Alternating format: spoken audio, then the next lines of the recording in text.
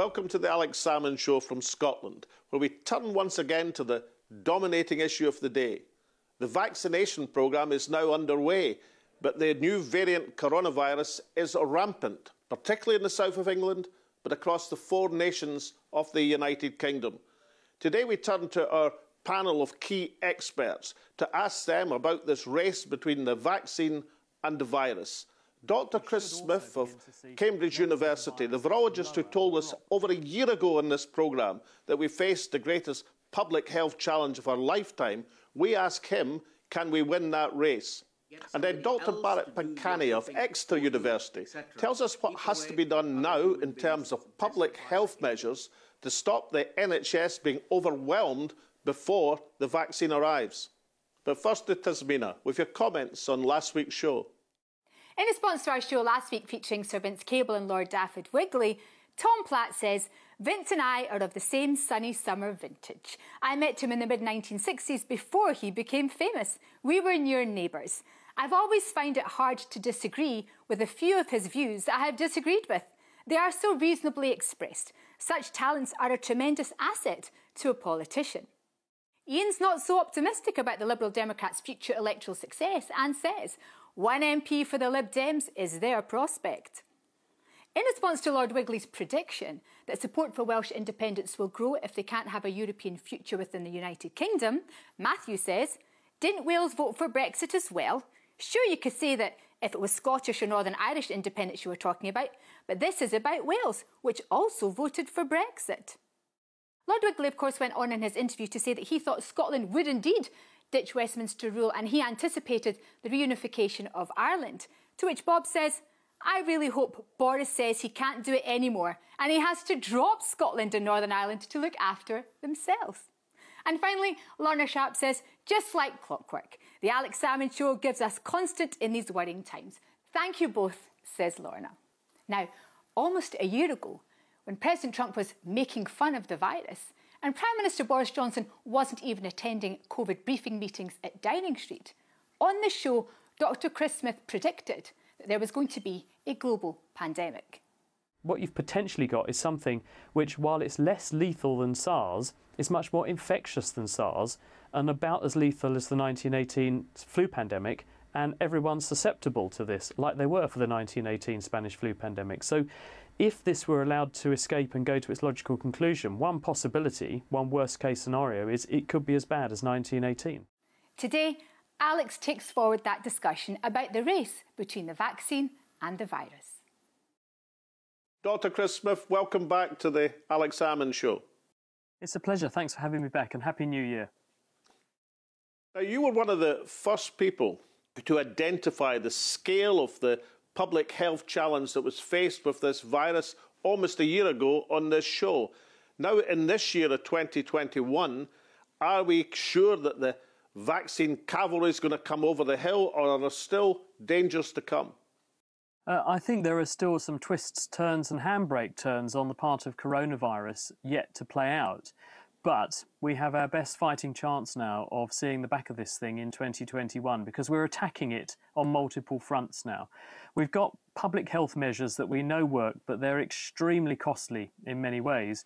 But we do have treatments, we do have drugs that have been proven to make a very substantial difference to people with severe disease. And now the real cavalry riding to our rescue are these vaccines. And not 1, not 2, but 3 have come along all at once, rather predictably like London buses. But that's really great because what it means is that we can unbottleneck supply chains, and we also have a range of different options. Not all vaccines are going to be suitable for all people and all geographies, and this is a world problem. So these vaccines have got to work in all territories. The fact that we now have 3 of them approved and they're going into lots of people at million scale with an ambitious plan to get them into millions more very quickly, this is brilliant news.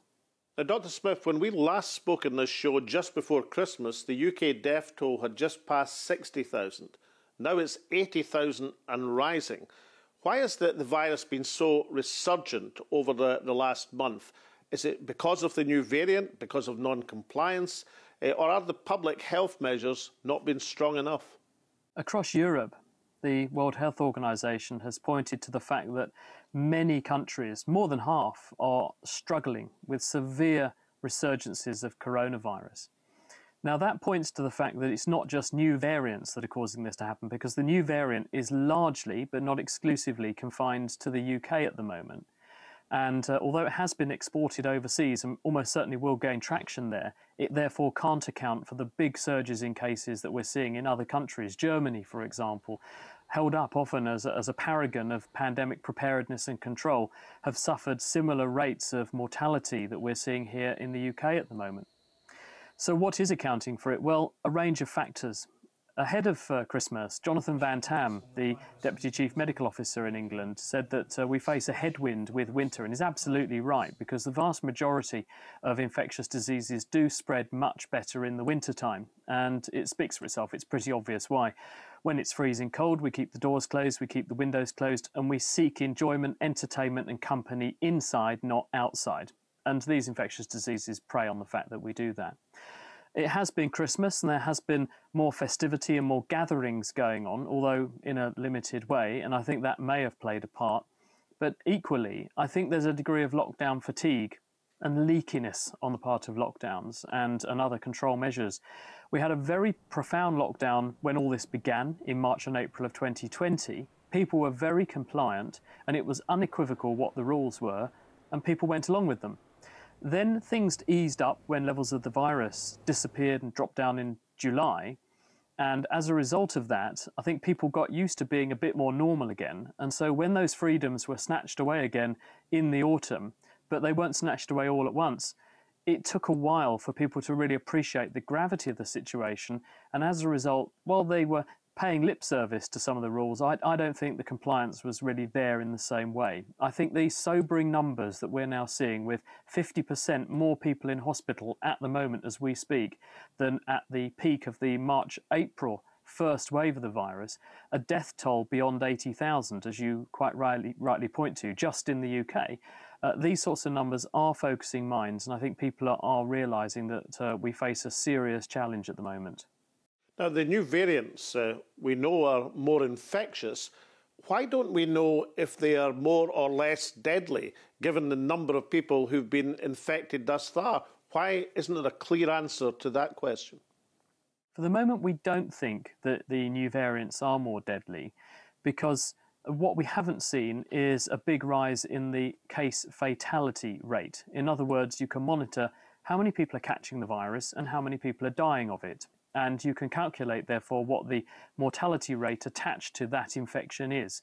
If the new variant were contributing to a big surge in cases, which we think it is, and if it were more lethal than we thought it was before, then we should see that reflected in an increase in the fatality rate. That we haven't seen. We're just seeing an increase in numbers because more people are catching the virus, and that's translating into more severe cases and ultimately more mortalities.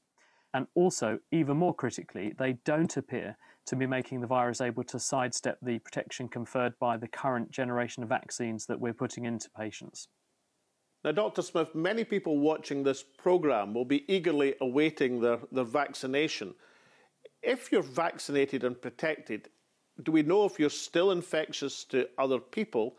And if you had COVID when you're being vaccinated, did this change the protection that the vaccine offers? Well, let's answer the first bit of that after the second question you asked, which is, well, what happens if I've got COVID right now and I go and get vaccinated? Now, there are circumstances when we sometimes use vaccines to prevent people getting an infection, because in the case of an infection with a very long incubation period, sometimes the vaccine can give your immune system a head start and you never then develop the clinical syndrome. That's not the case with this new coronavirus. The vaccines don't confer protection soon enough to ward off infection. So there will inevitably be people turning up for vaccination who have caught this thing, and they could be incubating it at that time. This is not a worry, it's not a concern, and it won't do people any harm. It might not actually help them to fight off the infection, but it certainly won't do any harm. There will also be people who have in the past had coronavirus and they're getting vaccinated again. Will that cause a problem?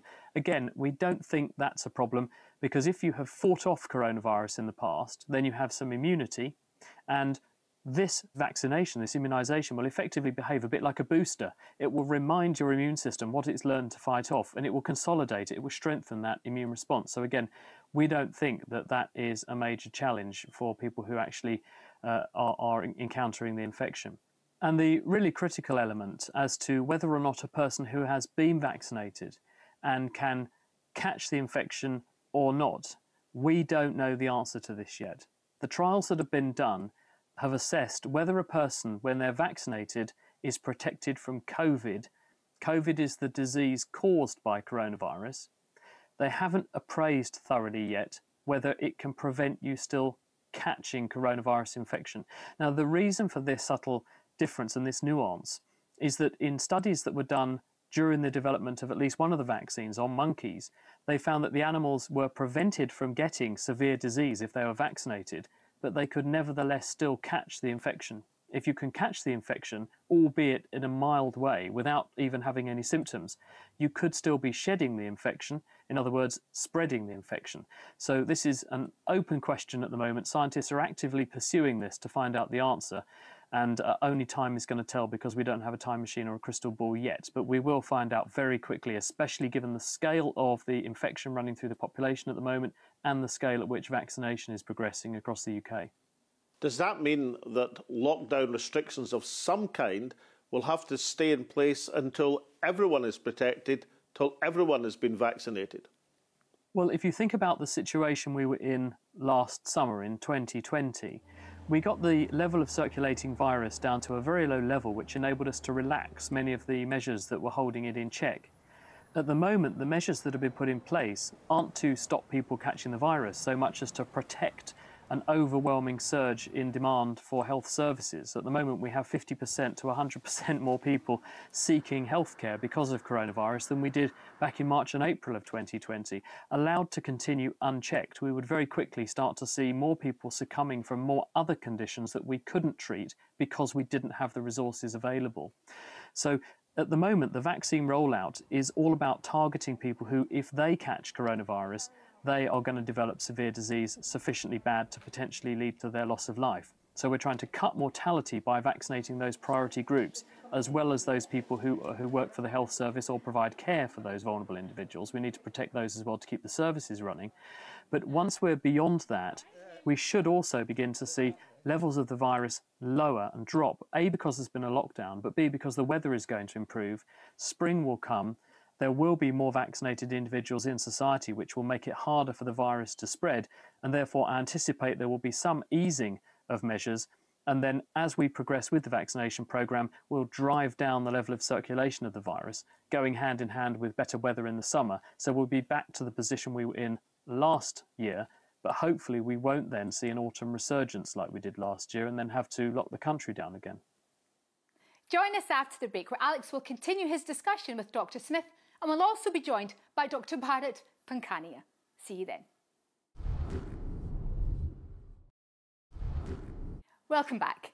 Alex now continues his discussion with Dr. Chris Smith, managing editor of the Naked Scientist blog.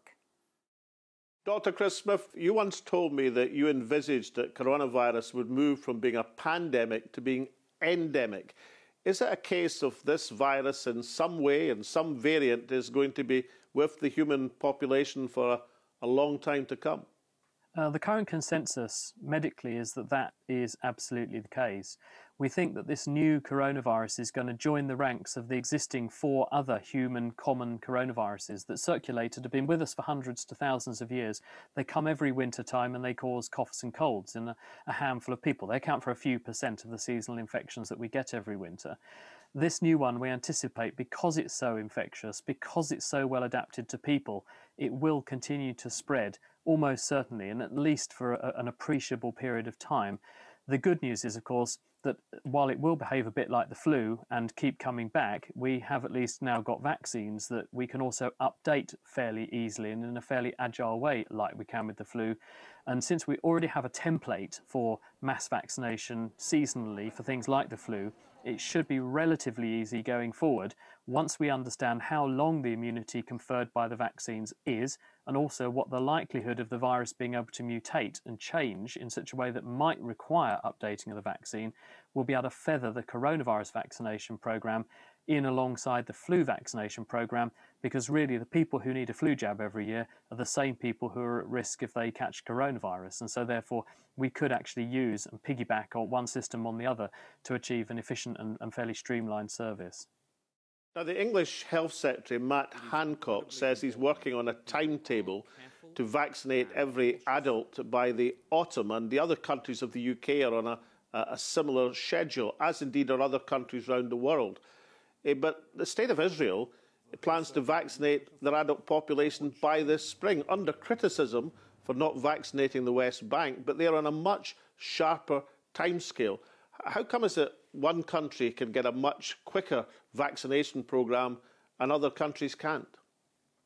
I gather from speaking to colleagues at the JCVI, that's the Joint Committee on Vaccination and Immunisation, that in fact the bottleneck isn't that we're unwilling, it isn't that we don't have enough pairs of hands laid on the pumps, it's that the bottleneck is in supplies of the vaccine at the moment. Now, inevitably that's going to change, because we have not one, not two, but 3 vaccines on tap now that have been approved by regulators, and so hopefully that bottleneck will be eased, and in the meantime there's a big scale-up going on to get more people through training and prepared, ready to run mass vaccination once that bottleneck eases. So I gather that the problem isn't so much one of unwillingness, but of a lack of supply of vaccines at the moment. The English programme of vaccination seems to be concentrating on some super centres to vaccinate, while other countries in the UK seem to be having a much more locally based vaccination programme. Have you any feel, in terms of your own experience in these matters, as to what's best, or is it a matter of horses for courses? To a certain extent, hitherto, it's been down to what works for the vaccine. We've been unfortunately enthralled to the fragility of the vaccine rather than the vaccine being our slave. And the reason for this is that the Pfizer vaccine that was approved first and began to be rolled out is particularly brittle and fragile as vaccines go. It has to be kept at a very low temperature until just before you need it. It comes in a certain number of doses and in a batch, and you have to use all of those at once because, as Jonathan Van Tam, Deputy Chief Medical Officer, said, you can't treat this like a yoghurt and just get some out of the fridge, use a bit, put it back. So for that reason, there were logistical headaches around distribution. There aren't many care homes, for example, with 975 people that you can just line up and vaccinate. The good news is that with the approval of the AstraZeneca vaccine, this is much more robust and is capable of being treated a bit more like one of Jonathan Van Tam's yogurts. And in that respect, it makes it much easier to deliver this to places like care homes, to people who are housebound, and smaller settings like primary care and so on and so forth. That will be aided and improved enormously by the AstraZeneca vaccine. Dr. Chris Smith of Cambridge University, thank you once again for joining me on the Alex Salmond Show. It's a pleasure. Thanks for having me. Dr. Bharat Pankhania of Exeter University is one of the leading lights speaking out in this public health emergency. Alex asked him what the public can do to maximise their safety at this really difficult and stressful time. Dr. Pankhania, welcome back to the Alex Salmond Show. Thank you. Now, we're in this position where the virus is resurgent. Are there additional public health measures which would help meet this crisis situation? Well, what we should do is do what we were supposed to do in the first instance. And if you look at what the Far Eastern countries have achieved by just the 3 C's, you would get very far. The 3 C's are: avoid getting close to other people, avoid crowded places, especially indoors, and avoid closed indoor places with poor ventilation. So if you follow those 3 C's, and for example, you wear your mask and you wear it properly, and you continue to do all those infection control measures, we would be in a better place. Dr. Pankhania, why is the virus so resurgent? Is it non-compliance? Is it the new variant? Or were the public health measures not tough enough in the first place? So it is a combination of all of those factors, and it is disingenuous of our leaders to say it's all because of the new variant that is more infectious. Even if it were more infectious, we've got to realize that until you get infected, the virus is just there, be it the original version or the new version. So what we have not been doing properly, and we just are reluctant to do it, which is restrict and reduce our interactions with fellow human beings, because this is a human-to-human spread of infection. Secondly, our infection control measures are half-hearted. What do I mean by that? We wear a mask, but invariably we don't wear it properly. We enter into crowded places knowing full well that it's not safe to enter poorly ventilated, crowded indoor places like supermarkets, like shops. And then we go on to public transport, not wearing masks properly and or ventilating that bus or train properly. And all of those things put together give you a rise in number of cases, especially when you've got a new variant, which is releasing lots and lots and lots of virus particles so that it is easier to get infected by it. But are the UK figures, the 4 countries of the United Kingdom, are they much worse than international examples? Or isn't it the case that just about everyone is struggling to contain this virus? Well, unfortunately, if we compare like for like with our European counterparts, similar countries, similar population, similar age structures, then unfortunately, the UK numbers are very high. And they're very high because leading up to Christmas period, December onwards, we had all that traditional thing that we do, which is go around buying presents, go around interacting on buses, trains, shops, shopping centers, etc. So the seeding took place there, and here in January, we are paying the price for it. So are you saying that the heavy death toll we're seeing now, over 80,000 deaths in the countries of the United Kingdom, is a direct result of the easing of the lockdown before Christmas? Unfortunately, it has a bearing on it. Of course, unfortunately, it's so sad because on the one hand, we've got a variant from which it is easy to get infected by. So it generates more cases. More cases equals more people will end up in hospital, equals more people will end up in ITU, equals more people will die. So it isn't a case of this variant is more severe disease causing. It is more a case of it is easy to get infected by it because our infection control measures are not good enough. And number 2, this new variant enables the infected, infectious person to release a lot more viruses from their nose, mouth secretions, which people then pick up and get infected by. Now, last summer, the great hope was that test and trace would contain the virus. What has gone wrong with the test and trace systems in the countries of the United Kingdom? So we never set it up properly, especially in England. I know Wales did a much better job. Test and trace only works when case numbers are low. But when you have case numbers in excess of 1,000 per 100,000 people, then the contact tracing and especially centralized contact tracing will fail. It's not possible to contact trace a large number of contacts of a large number of cases. Just not possible. And it would have been better if we had done localized contact tracing, because then we would have kept the case numbers down and we would continue like the South Koreans, like the Far Eastern countries have achieved. We could have done it. We took a wrong turn very early on. Looking at the hopes for the vaccine rollout, the UK government are now saying that by the autumn, all adults will have had their vaccination. But in Israel, they're saying this is going to be done by the spring. Is there anything that can be done and lessons can be learned in order to get that vaccine into more arms more quickly?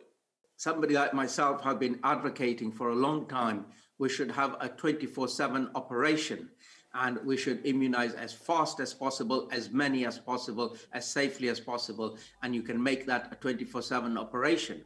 Now, here is the nub of the problem, why we can't do it.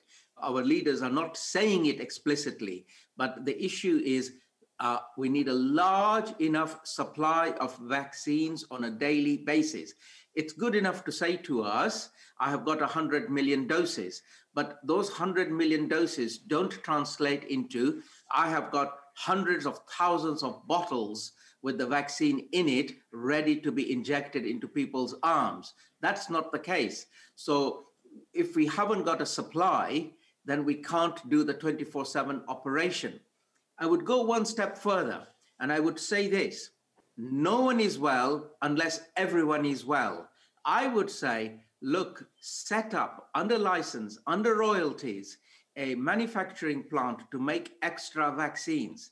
And my reasons are, even if we don't use it, we can give it to other countries. And if they use it, they get better, we feel better, we will also remain better. Because until everyone is immunized, we will continue to get sporadic outbreaks. From all your public health experience, for the people watching this programme, what are the key things they should be doing to protect themselves and their families? So in the midst of very high case numbers, there's only one simple advice: keep away from other human beings. This is very important. And especially if you are in the older age group, vulnerable group, just keep away from other humans. Get somebody else to do your shopping for you, etc. Keep away from other human beings. That's the best advice I can give. Dr. Bharat Pankhania of Exeter University, thank you so much for joining me on the Alex Salmond Show. Thank you. Just when we all hoped that the end was in sight, the virus has roared back with deadly impact. Nowhere is this more true than the 4 administrations of the UK, where the health service is closer to being overwhelmed than at any stage throughout this crisis. The disaster in the care homes, the summer holiday relaxation, eat out to help out, pubs open, the student halls of residence super spreaders, the test and trace failure, the Christmas folly, the slow realisation of the threat of the new variant virus. They represent a litany of failures. Of course, many countries are struggling, but the United Kingdom is struggling more than most. With mortality and infections now at record levels, the vaccination cavalry cannot arrive quickly enough. The UK was among the first of countries to licence the vital vaccines, but they and other countries have been left standing by the vaccination programme in Israel, where every adult is due to be protected by the spring. In other countries, it will be lucky to be this autumn. And therefore, frightened populations have the right to ask, why is it that some countries, like New Zealand and Vietnam, can show how to control the virus in public health terms? And again, why is it a country like Israel is so far ahead in the vaccination programme? This is a question which requires to be answered. But from now on, Tasmina and myself and all at the show, it's goodbye for now. Stay safe, and we'll see you again next week.